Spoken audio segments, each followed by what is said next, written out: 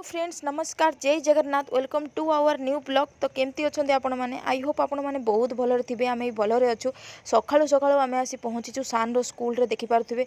तो आज आम बहुत व्यस्त अच्छु कारण सान रो आज सर्जरी होगा अच्छी तो प्रोग्रेसिव नेबा को आसलु। आज मौसम देखु केमती बढ़िया करछि काली ठारू तो आज पूरा बेटर अच्छी।